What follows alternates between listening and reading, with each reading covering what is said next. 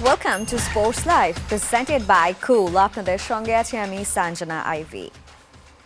প্রথমবারের মতো এশিয়া কাপে খেলবে বাংলাদেশ। রাতেই দেশে ফিরছেন ঋতুপর্ণা আফিদারা। ঐতিহাসিক এই অর্জনে বাফুফে অভিনব সংবর্ধনা দেবে বাংলার বাঘিনীদের। আজ দিবাগত রাত 2:30টায় রাজধানীর হাতিরঝিলের এমফি থিয়েটারে সংবর্ধনার আয়োজন করছে বাফুফে। বাংলাদেশের নারী ফুটবল দল আজ মিয়ানমার সময় সন্ধ্যা 7টায় রওনা হবে। মিয়ানমার থেকে থাইল্যান্ড পৌঁছাবে রাত 9টায়। থাইল্যান্ডে যাত্রাবিরতির পর মধ্যরাতে 1:30টায় ঢাকায় পৌঁছানোর কথা লাল সবুজ মেয়েদের। বিমানবন্দরে আনুষ্ঠানিকতা শেষে রাত 2:30টায় পুরো দল আসবে হাতিরঝিলে। ভুটান লিগ খেলতে পরদিনই ঢাকা ছাড়ার কথা রয়েছে ঋতুপর্ণা মনিকাদের। সব মিলিয়ে পুরো দলকে একসঙ্গে সংবর্ধনা প্রদানের লক্ষ্যে আজ রাতেই আয়োজন করছে বাফুফে। দেশের নারী ফুটবলের অগ্রগতিতে সর্বোচ্চ বিনিয়োগের ভাবনা বাফুফের। প্রথমবারের মতো নারী এশিয়া কাপে জায়গা করে নেয় এখনই কোনো বোনাস ঘোষণার চিন্তা নেই বাফুফের।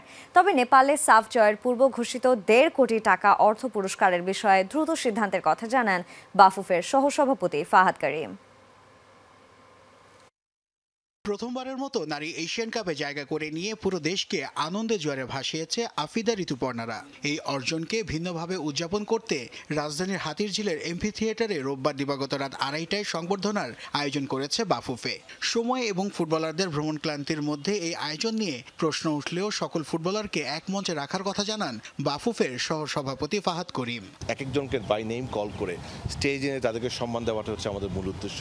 তাদের একটি গ্রুপ ফটো, একটা ছোট্ট মেমোরি যে তারা এত বড় অর্জন করে আসলো, এই অর্জন করে এসে যেদিন আসলো সেদিনই তাদের জন্য একটু ছোট আয়োজন আমরা করতে পেরেছি। প্রশাসন থেকে আমাদের সাপোর্ট থাকবে in terms of safety and security. এয়ারপোর্টে আমাদের ম্যাক্সিমাম ইসি মেম্বারই যাবেন তাদেরকে রিসিভ করার জন্য। সেখান থেকে দ্রুত সময়ে তাদেরকে আমরা বের করে নিয়ে এসে এখানে নিয়ে আসবো ইনশাল্লাহ। যারাই আমাদের এই নারী ফুটবলারদেরকে তাদের এই বড় অর্জনের জন্য আজকে একটি ছোট কিন্তু একটা ঐতিহাসিক মোমেন্টের অংশীদার হতে চান, তাদেরকে আমরা ওয়েলকাম করব। নারী ফুটবলারদের হাত ধরেই নতুন করে জেগে উঠেছে দেশের ক্রীড়াঙ্গন। সেই ধারাবাহিকতায় আফিদা, ঋতুপর্ণা সহ বেশ কিছু ফুটবলারকে দেখা যাবে বিভিন্ন বাণিজ্যিক প্রতিষ্ঠানের বিজ্ঞাপনে, যা দেশের নারী ফুটবলের জন্য বেশ ইতিবাচক বলছেন ফাহাদ করিম। বেশ কিছু কর্পোরেট সংস্থা কিভাবে তাদেরকে ব্র্যান্ড অ্যাম্বাসেডর করতে পারে, কিভাবে তাদেরকে স্পন্সর করতে পারে, এই ব্যাপারে কিন্তু অলরেডি আলোচনা শুরু হয়েছে। এখন থেকে অস্ট্রেলিয়া যাওয়া পর্যন্ত যে সময়টা আছে, এই সময়টার একটা proper planning, that is our first most priority. সেই প্ল্যানিংয়ের জন্য কতটুকু ইনভেস্টমেন্ট লাগবে সেটা প্ল্যানিং এবং সেটা কোথেকে আমরা অ্যারেঞ্জ করব সেটা নিয়ে আমরা কাজ করব। দেশের ইতিহাসে নারীদের এই অর্জনকে এগিয়ে নিতে সর্বোচ্চ বিনিয়োগের চিন্তা করছে বাফুফে। তবে এখনই নতুন করে কোনো বোনাস ঘোষণার ভাবনা নেই তাদের। সাফ জয়ের পূর্ব ঘোষিত 1.5 কোটি টাকা অর্থ পুরস্কার নিয়ে দ্রুত সিদ্ধান্তের কথা জানান ফাহাদ করিম। ডেফিনেটলি আমরা ঘোষণা দিয়েছিলাম। ঘোষণা দেওয়ার পরে কিন্তু আমরা নারী দলের উপরে কি কি অ্যাডিশনাল ইনভেস্টমেন্ট করেছি। আমরা তাদেরকে ইউএই পাঠিয়েছি, আমরা তাদেরকে জর্ডানে পাঠিয়েছি, আমরা তাদের টেকনিক্যাল স্টাফকে এনরিচ করেছি। এই সব কিছু কিন্তু আমরা ইনভেস্ট করেছি। সো আমাদের তো আসলে অর্থের সীমাবদ্ধ আছে। সো এখন আমরা ডেফিনেটলি পুরস্কার আমরা তাদেরকে দিব, অবশ্যই কোনো সন্দেহ নাই। গভীর রাত ও ফুটবলারদের ভ্রমণ ক্লান্তিকে মাথায় রেখে ছোট পরিসরে এই সংবর্ধনার আয়োজন করছে বাফুফে, যেখানে প্রধান অতিথি হিসেবে উপস্থিত থাকবেন সংস্কৃতি উপদেষ্টা মোস্তফা সরওয়ার ফারুকী। নাসিফ শুভ, যমুনা স্পোর্টস, ঢাকা। 2024 সালের চাইনিজ তাইপের বিপক্ষে ম্যাচ থেকে বেশ কটি ফিফা ম্যাচের ম্যাচ ফি পাচ্ছে না বাংলাদেশ জাতীয় নারী ফুটবল দল। শুধু তাই নয়, 2 মাস ধরে বেতন পাচ্ছেন না বাংলাদেশকে এশিয়া কাপে ওঠানোর নায়ক ঋতুপর্ণা চাকমা সহ 18 নারী ফুটবলার। বাফুফের নারী উইংয়ের চেয়ারম্যান বলছেন, চলছে দীর্ঘসূত্রতা কমিয়ে আনার চেষ্টা। হাতিরঝিলের এই অ্যাম্ফি থিয়েটার মাতবে প্রথমবার নারী ফুটবলারদের এশিয়ার সর্বোচ্চ মঞ্চে খেলার উচ্ছ্বাসে। মাঝরাতে সব আলো এসে পড়বে ঋতুপর্ণা আফিদাদের চোখে মুখে। কিন্তু এমন ঝলমলে সংবর্ধনা আর প্রতিশ্রুতিতে কি চিরে ভিজবে? 2024 সালের 31 মে চাইনিজ তাইপের বিপক্ষে প্রীতি ম্যাচ থেকে বেশ কটি ম্যাচের ফিফা ম্যাচ ফি এখনও পায়নি বাংলাদেশ জাতীয় নারী ফুটবল দল। মাঝে নেপালে সাফ চ্যাম্পিয়নশিপের ম্যাচ ফি পেয়েছে 31 মে 2024 থেকে 5 জুলাই 2025। এই টাইম ফ্রেমে মেয়েরা খেলেছে সর্বমোট 15টি ম্যাচ। সাফ চ্যাম্পিয়ন হওয়ার পর ঘোষিত পুরস্কারের 1.5 কোটি টাকা কবে দিবে বাফুফে, তারও কোনো ঠিক নেই। অথচ ওরাই বারবার গর্বিত করেছে লাল সবুজের পতাকাকে। ছেলেরা যখন ব্যর্থতায় মুখ লুকিয়ে দেশে ফিরেছে, তখন সাবিনা, ঋতুপর্ণারা দেশে ফিরেছে ব্যাক টু ব্যাক সাফ শিরোপা উঁচিয়ে। কিন্তু ঠিকই ছেলেদের সব ফিফা ম্যাচ ফি ক্লিয়ার করা হলেও মেয়েদের ম্যাচ ফি এখনো বাকি। সমস্ত পেপারস গুলো জমা দিতে হয়, তো ওরা ওখানে খেলে সেগুলো ঠিক মতো প্রপারলি জমা হয় নাই, যে কারণে পায় নাই। গেল মাসে যমুনা টেলিভিশন প্রথম তুলে ধরে সাবজয়ী 18 নারী ফুটবলারের বেতন না দেওয়ার বিষয়টি। 1 মাস পেরিয়ে গেলেও বিষয়টির কোনো উন্নতি হয়নি। মিয়ানমারের বিপক্ষে জোড়া গোল করা ঋতুপর্ণা সহ 18 নারী ফুটবলার 2 মাস ধরে বেতন পাচ্ছেন না। বাফুফের ব্যাখ্যা, ভুটান লিগে 10 নারী ফুটবলার কত পারিশ্রমিক পাচ্ছে সেটা নারী ফুটবলাররা বাফুফেকে না জানানোয় বিষয়টি আটকে আছে। এটা ওদের ঝামেলার জন্য ছিল, ওরা ওই যে কন্ট্যাক্ট পেপার গুলো দেয় নাই, তো ওটা প্রসেস করতে হলে কন্ট্যাক্ট পেপার গুলো লাগবে। যারা কন্ট্যাক্ট পেপার দিতে দেরি করছে তাদেরটা দেরিতে ঢুকছে, ম্যাক্সিমামই ঢুকে গেছে। যারা কন্ট্যাক্ট পেপার দিতে দেরি করছে তাদেরটা হয়তো এতদিনে। লোকে বলে পেটে দিলে পিঠে সয়। বাফুফের সব হচ্ছে, শুধু আটকে থাকে মেয়েদের বেতন।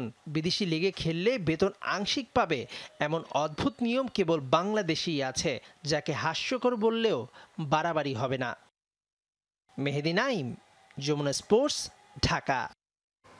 নারী ফুটবল দলের সংবর্ধনা মঞ্চে এই মুহূর্তে আছেন আমাদের সহকর্মী নাসিফ শুভ। অনুষ্ঠানের বিস্তারিত জানাতে সরাসরি আমাদের সঙ্গে যুক্ত হচ্ছেন তিনি।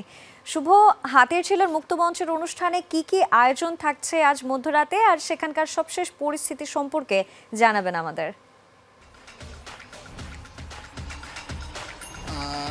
সঞ্জনা, যে কথাটি আপনি বলছিলেন যে তাদের সংবর্ধনা বিষয়, অর্থাৎ নারী এশিয়ান কাপের মঞ্চে কিন্তু বাংলাদেশের জন্য কিন্তু খুব বড় একটি পাওনা, কেননা এবারই প্রথম কিন্তু তারা নারী এশিয়ান কাপে কিন্তু অংশ নিতে যাচ্ছে এবং সেই ধারাবাহিকতায় বাফুফে কিন্তু তাদের জন্য একটি সংবর্ধনার আয়োজন কিন্তু করেছে। রাজধানীর হাতিরঝিল এমফি থিয়েটারে সেই আয়োজনটি হবে এবং আপনারা দেখতে পাচ্ছেন যে শেষ মুহূর্তের প্রস্তুতির কিন্তু ব্যস্ত কিন্তু কর্মীরা। তারা লাইটিং সহ আরও অন্যান্য যে বিষয়গুলো রয়েছে সেগুলোতে নজরদারি দিচ্ছেন এবং সেই সাথে যে কথাটি বলা যাচ্ছিল যে গতকাল থেকেই শোনা যাচ্ছিল যেটি যে সাধারণ দর্শকদের জন্য উন্মুক্ত থাকবে কিনা, তো সেখানতেও কিন্তু বাফুফে ক্লিয়ার করে দিয়েছে যে সকল দর্শক অর্থাৎ যারা ফুটবল প্রেমী আছেন তাদের সকলের জন্য কিন্তু এই মঞ্চ অর্থাৎ সব কিছু কিন্তু উন্মুক্ত থাকছে। যদিও এমপি থিয়েটারে কিন্তু আসন সংখ্যা সীমিত, তো আগেভাগেই নিজের জায়গাটা নেয়ার জন্য বাফুফে থেকে বলা হয়েছে, কেননা যে সীমিত সংখ্যক যে আসন আছে সেটি পরিপূর্ণ হওয়ার পরই কিন্তু প্রধান যে ফটক রয়েছে এমপি থিয়েটারে সেটি কিন্তু বন্ধ করে দেওয়া হবে। আপনারা দেখতে পাচ্ছেন যে যে জায়গাটাতে দাঁড়িয়ে কিন্তু সাবিনা, এই জায়গাটাতে দাঁড়িয়ে কিন্তু ঋতুপর্ণা সহ আরও অন্যান্য যারা ফুটবলার রয়েছে, আফিদা রয়েছেন অধিনায়ক, তো তাদেরকে কিন্তু এই যে মঞ্চটা এখানেই কিন্তু তাদেরকে একজন একজন করে ডেকে তাদেরকে আলাদাভাবে সংবর্ধনার ব্যবস্থা কিন্তু করছে বাফুফে এবং সেই সাথে তাদেরকে একত্রিত করে, অর্থাৎ সব যে এক স্কোয়াডটা যারা ছিল, যে বাটলারের নেতৃত্বে যে দলটি অংশগ্রহণ করেছে মায়ানমারে নারী এশিয়ান কাপে, তো সেই এশিয়ান কাপ বাঁচে, তো সেই জায়গাটায় সকলকে কিন্তু তারা একত্রে রেখে একটি ফ্রেমের মাধ্যমে কিন্তু সেই মুহূর্তটা বদ্ধ করে রাখার পরিকল্পনা করেছেন। এবং যে বিষয়টি আমরা জানতে পেরেছি যে এরকম একটি অনুষ্ঠানে কেন বাফুফে ভবন কিংবা অন্য কোথাও না করে এই জায়গাটাতে করা হচ্ছে সেটিরও কিন্তু ব্যাখ্যা দেওয়া হয়েছে। বলা হয়েছে যে সকলের সাথে আসলে আনন্দ ভাগাভাগি করে নেয়ার জন্য কিন্তু এই প্রয়াসটা, অর্থাৎ যদি বাফুফে ভবনে যদি এটা করা যেত সেক্ষেত্রে হয়তো সীমিত সংখ্যক মানুষ সেখানে অংশগ্রহণ করতে পারতেন, কিন্তু জনসাধারণের সাথে এটা উপভোগ করার জন্য কিন্তু এই বিষয়টা করা হয়েছে। এবং নারী দলের যে ফ্লাইটটা সেটা আমরা জানতে পেরেছি যে রাত 1:30 নাগাদ কিন্তু তারা অবতরণ করবেন হজরত শাহজালাল বিমানবন্দরে এবং সেখান থেকে কিন্তু যত তাড়াতাড়ি সম্ভব তাদেরকে কিন্তু হাতিরঝিলে নিয়ে আসা হবে এই জায়গাটিতে এবং সীমিত আকারে, অর্থাৎ যেহেতু মধ্যরাত হয়ে যাবে তো এই জায়গাটাতে ফুটবলারদের ভ্রমণ ক্লান্তি রয়েছে। আপনারা জানেন যে এর মধ্যে যে ডিরেক্ট কোনো ফ্লাইট না থাকে তারা কিন্তু ট্রানজিট হয়ে কিন্তু আসবেন, তো সেখানে কিন্তু অনেকটা সময় তাদের ট্রানজিটের সময় যাচ্ছে এবং সেই সাথে তাদের যে ভ্রমণ ক্লান্তি আছে সেগুলোর কথাও বিবেচনায় রাখা হচ্ছে এবং সেই সাথে যত দ্রুত সম্ভব, অর্থাৎ আমরা যতদূর জানতে পেরেছি যে 2:30 নাগাদ কিন্তু তারা এই জায়গাটাতে আসবেন এবং সেখানে তাদেরকে নিয়ে এই অনুষ্ঠানটা শুরু হবে। এবং আরও যে একটা ছোট্ট একটা বিষয় লক্ষণীয় যেটি যে এখানে আবহাওয়াটা কিন্তু একটা অনেক বড় একটা ফ্যাক্ট হয়ে দাঁড়াতে পারে, কারণ আমরা দেখতে পাচ্ছি যে এরই মধ্যে কিন্তু ঝিরিঝিরি বৃষ্টি হচ্ছে এবং আবহাওয়ার পূর্বাভাসও কিন্তু বলছে যে সেই সময়টাতেও কিন্তু অর্থাৎ 2টা থেকে 3টার মধ্যেও কিন্তু বৃষ্টির একটা আশঙ্কা রয়েছে। তো এই সব কিছু মিলে আসলে শেষ পর্যন্ত নারীদের যে এই অর্জনটা সেটা আসলে কিভাবে বাফুফে উদযাপন করবে সেটি এখন দেখার বিষয়। সঞ্জনা, শুভ, আপনাকে অনেক ধন্যবাদ। ক্লাব বিশ্বকাপে ক্যারিয়ারের সবচাইতে ভয়ঙ্কর এক ইনজুরিতে পড়েছেন বায়ার্ন মিউনিখ তারকা জামাল মুসিয়ালা। পায়ের অ্যাঙ্কেলের বেশ কয়েকটি লিগামেন্ট ছিঁড়ে যাওয়ায় করাতে হবে অস্ত্রোপচার। ফলে 4 থেকে 5 মাস মাঠের বাইরে থাকতে হবে এই অ্যাটাকিং মিডফিল্ডারকে। এদিকে মুসিয়ালার এই ইনজুরির জন্য দোষারোপ করা হচ্ছে পিএসজির গোলরক্ষক জিয়ানলুইজি ডন্নারুমাকে। তার প্রতি ক্ষোভ প্রকাশ করেছেন বায়ার্ন কোচ ও খেলোয়াড়রাও। একটি ফুটবল ম্যাচ কখনো হাসায় আবার কখনো কাঁদায়। প্রিয় এই খেলাটির প্রতি ভক্তদের ভালোবাসাটাও একদম ভিন্ন, যার প্রমাণ মিলেছে ক্লাব বিশ্বকাপের ম্যাচে, যেখানে লড়ছিল পিএসজি ও বায়ার্ন মিউনিখ।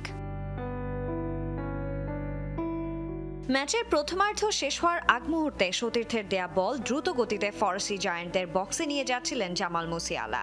ঠিক সে সময় একপাশ থেকে এসে বলের জন্য ঝাঁপ দেন পিএসজি গোলরক্ষক জিয়ানলুইজি ডন্নারুমা। তার গায়ে পা লেগে সঙ্গে সঙ্গে মাটিতে ছিটকে পড়েন মুসিয়ালা। রিপ্লেতে দেখা যায় তার বাঁ পায়ের অ্যাঙ্কেল ভয়াবহভাবে বাঁকা হয়ে গেছে। ভয়ঙ্কর এই দৃশ্য দেখে এই তারকার পাশে দাঁড়িয়ে কেউ জার্সিতে মুখ ঢেকেছেন, তো কেউ দুহাত দিয়ে নিজের মুখই ঢেকে ফেলেছেন। জামালের পায়ের মারাত্মক অবস্থা দেখে তাকে স্ট্রেচারে করে তুলে নেওয়া হয়, নিয়ে যাওয়া হয় আটলান্টার নিকটবর্তী এক হাসপাতালে। জানা গেছে মুসিয়ালার পায়ের বেশ কয়েকটি লিগামেন্ট ক্ষতিগ্রস্ত হয়েছে। মিউনিখে ফেরার পর করা হবে অস্ত্রোপচার। ফলে 4 থেকে 5 মাসের মতো মাঠের বাইরে থাকতে হবে এই অ্যাটাকিং মিডফিল্ডারকে। একই সংঘর্ষে অবশ্য চোট পেয়েছিলেন ডন্নারুমাও, কিন্তু পরবর্তীতে তাকে আবারও দেখা যায় মাঠে। এদিকে মুসিয়ালার ভয়াবহ এই চোটের কারণে ডন্নারুমাকে দোষ দিচ্ছেন বায়ার্নের কোচ ও খেলোয়াড়রা। গোলরক্ষক ম্যানুয়েল নয়ারের দাবি, এমন পরিস্থিতিতে জামালকে এভাবে চ্যালেঞ্জ না করলেও পারতেন ডন্নারুমা। আর কোচ বলছেন দলের গুরুত্বপূর্ণ এক ফুটবলার পড়ল চোটের মুখে। আমি বুঝতে পারছি ফুটবলে এমনটা হতেই পারে, কিন্তু এটি এমন একজনের সঙ্গে হয়েছে যে ফুটবল খেলাটা অনেক বেশি উপভোগ করে, কিন্তু সে আমাদের জন্য অনেক গুরুত্বপূর্ণ একজন। আশা করি জামাল মুসিয়ালা এটি কাটিয়ে উঠবে। এমন আকস্মিক ঘটনায় অবশ্য দুঃখ প্রকাশ করেছেন খোদ ডন্নারুমা। সামাজিক মাধ্যমে এক ছবি পোস্ট করে তিনি জামাল মুসিয়ালার সুস্থতা কামনা করেছেন। সানজানা আইভি, যমুনা স্পোর্টস। ফুটবল পায়ে আবারও পুরনো রূপে ফিরলেন জাদুকর লিওনেল মেসি। MLS-এ মন্ট্রিয়ালের বিপক্ষে জোড়া গোলের ম্যাচে দেখালেন বাঁ পায়ের ভেলকি। তবুও প্রশ্ন, আর কতদিন মায়ামিতে কাটাবেন লিও? গুঞ্জন আছে আবারও ইউরোপে ফিরতে পারেন এলএম10। তবে কি ছোটবেলার ক্লাব বার্সেলোনায় নিজের শেষ ঝলক দেখাবেন মেসি? নিজের পুরনো ক্লাব পিএসজির কাছে 4-0 গোলের বড় পরাজয়ে ক্লাব বিশ্বকাপ থেকে ছিটকে যাওয়ার গল্পে ছিলেন লিওনেল মেসিও।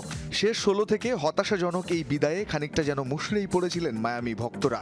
আরও একবার উঠেছিল প্রশ্ন, মেসির শেষের শুরু কি হলো তবে এখান থেকেই? তবে সবাইকে ভুল প্রমাণ করে গল্পটা আবারও বদলে দিলেন লিও। মন্ট্রিয়ালের সাথে জোড়া গোলের ম্যাচে নিজের পুরনো জাদু নতুন করে দেখালেন এলএম10। দল তখন এগিয়েছে 3-1 গোলে। মাঝমাঠের কাছাকাছি জায়গায় মেসি যখন সুয়ারেজের কাছ থেকে বল পেয়েছিলেন, তখনও সামনে ছিল 3 ডিফেন্ডার। দ্রুতই একজনকে পেছনে ফেলে গতি বাড়িয়ে নেন মেসি। যখন বল নিয়ে বক্সের কাছাকাছি পৌঁছান, তখন শরীরে লেগেছিল মন্ট্রিয়ালের 2 খেলোয়াড়। গতি কমিয়ে দুজনকে বোকা বানিয়ে বল নিয়ে বক্সে। মেসিকে আটকানোর জন্য আশেপাশে তখন সব মিলিয়ে 5 জন। দারুণ বাঁকে সবাইকে পাশ কাটিয়ে লক্ষ্যভেদ করলেন ফুটবল জাদুকর।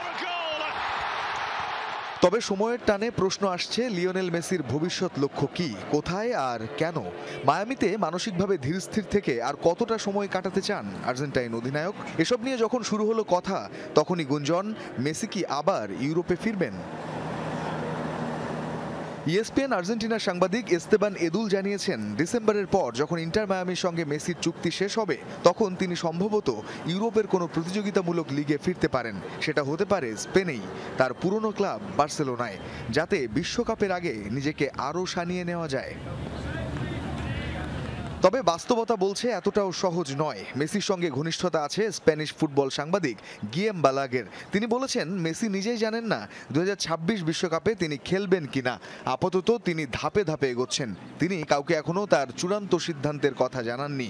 অন্যদিকে বিবিসি জানিয়েছে, ইন্টার মায়ামির সঙ্গে চুক্তি নবায়ন করতে রাজি মেসি।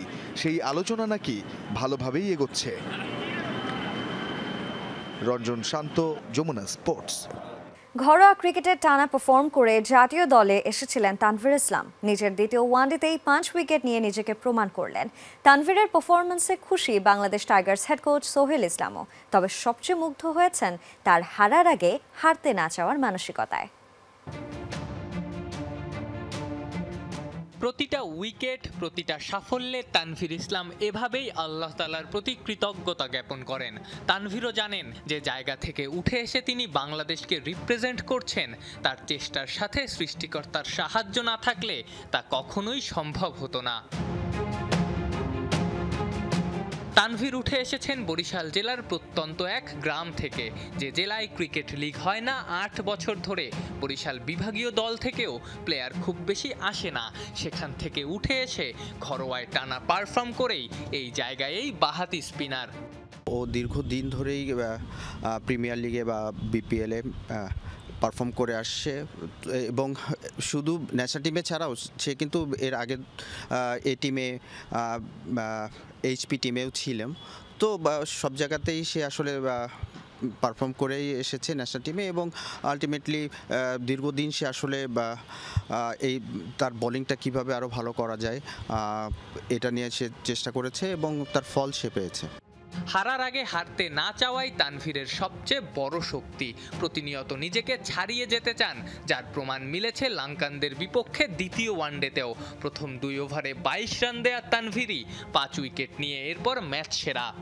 এই যে কৃতিত্বটা বলবো যে ওর নিজের একটা চেষ্টা ছিল, নিজের আসলে কিভাবে প্রতিনিয়ত উন্নতি করা যায়, ওর ক্যারেক্টারের মধ্যে এটা আছে।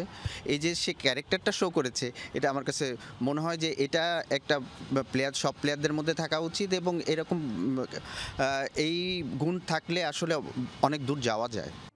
তানভীরের এই নেভার গিভ আপ মেন্টালিটির fan Bangladesh Tigers head coach Sohel Islam. মুগ্ধ হয়েছেন সাম্প্রতিক সময়ে তানভীরের বোলিং অ্যাকশন বদলাতে চাওয়ার চেষ্টাতেও। সেই চেষ্টায় সফলতা না মিললেও নিজেকে আপডেট করতে চাওয়ার চেষ্টায় তার কোচও খুশি। বলিং যখন করছিল তখন আমার কাছে মনে হচ্ছে যে বলে অনেক পুশ ছিল, যেটা আসলে স্পিনারদের পুশ থাকা উচিত না। রোল করলে ভালো বল বেশি স্পিন হয় এবং আপনি জানেন যে বেশি স্পিন হলে ড্রফটের চান্স বেশি থাকে, অ্যাঙ্গেল ভালো ক্রিয়েট হয়। যে এই পুশ থাকলে আসলে বল লেন্থও পিছনে চলে যায়, তো ব্যাটসম্যানদের জন্য ইজি পিক। তো এই জিনিসগুলো আসলে একটার সাথে একটা রিলেটেড। তো আমরা চেষ্টা করেছি যে ওই জায়গাগুলোতে ওকে ঠিক করা এবং এখন যা দেখলাম একটু ভালো শেপে আছে এবং পারফর্ম করছে। অ্যাকশন বদলে সফলতা না পাওয়ায় সোহেলের পরামর্শেই পরবর্তীতে নিজেকে শুধরে নেন তানভীর। পরের গল্প তো পুরো ক্রিকেট দুনিয়ায় দেখেছে। আফনান পিয়াল, যমুনা স্পোর্টস, ঢাকা। দুবাই ক্যাপিটালসের হয়ে গ্লোবাল সুপার লিগে খেলবেন সাকিব আল হাসান। জিএসএল এর এবারের আসর শুরু হচ্ছে জুলাইয়ের দ্বিতীয় সপ্তাহে। এক ফেসবুক পোস্টে দুবাই ক্যাপিটালস জানিয়েছে এবারের গ্লোবাল সুপার লিগে তাদের হয়ে খেলবেন সাকিব। দক্ষিণ আফ্রিকার কেশব মাহারেজের বদলে সাকিবকে দলে ভিড়িয়েছেন তারা।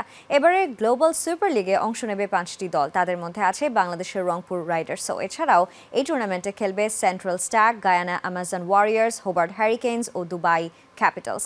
গায়ানাতে 10 জুলাই শুরু হবে এবারের আসর, ফাইনাল হবে 18 জুলাই। টুর্নামেন্টের উদ্বোধনী ম্যাচে মাঠে নামবে সাকিবের দুবাই ও সেন্ট্রাল স্ট্যাগ। 16 জুলাই রংপুরের সঙ্গে দেখা যাবে সাকিবদের, সেদিন রংপুরের মুখোমুখি হবে দুবাই।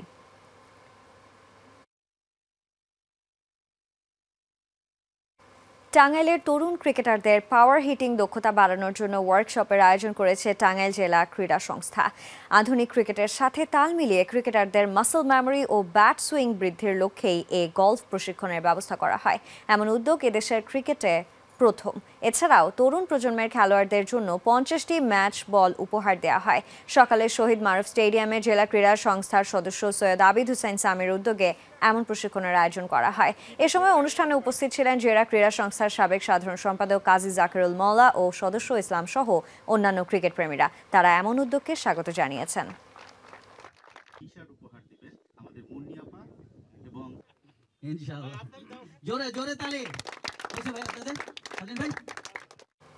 আর এই ছিল আজকে স্পোর্টস লাইভে। এতক্ষণ সঙ্গে থাকার জন্য সবাইকে ধন্যবাদ। আল্লাহ হাফেজ।